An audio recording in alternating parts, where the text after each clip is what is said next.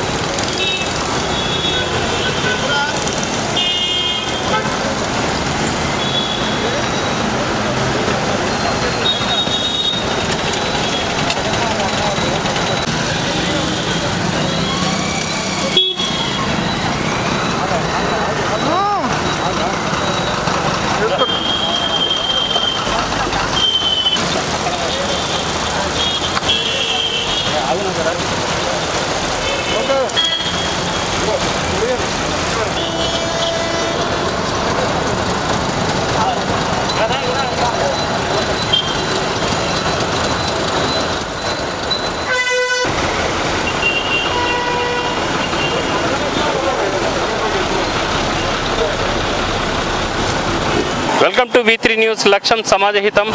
నేను జోనాభిరామ్.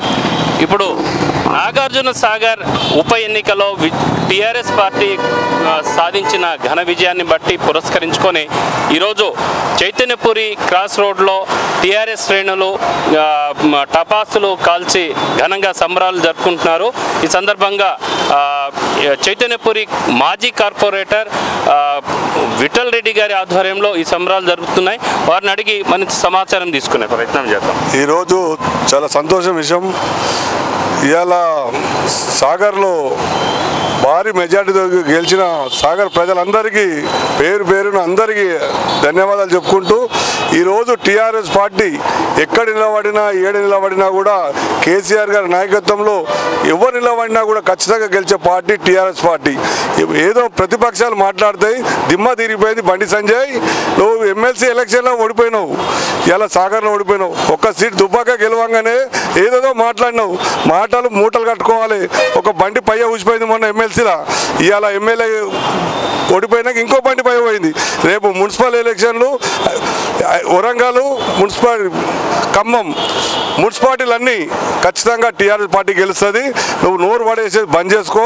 ఇలా TRS party బలంగా ఉన్నది. కేసీఆర్ గారి నాయకత్వంలో, కేటీఆర్ గారి నాయకత్వంలో బలంగా టీఆర్ఎస్ పార్టీ ఉంది.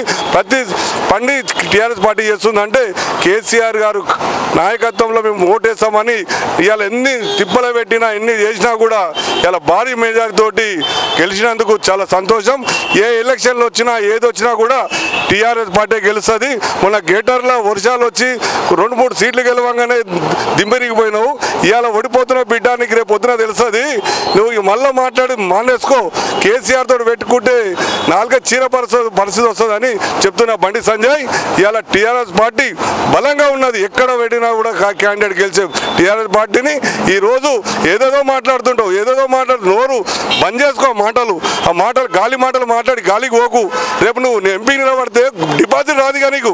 అయిపోయింది, నీ దగ్గరకు వచ్చింది నీది. ఇక మళ్ళీ నువ్వు అయ్యేది కాదు. బండి సంజయ్, మళ్ళీ జాగ్రత్త మాట్లాడి నేర్చుకో.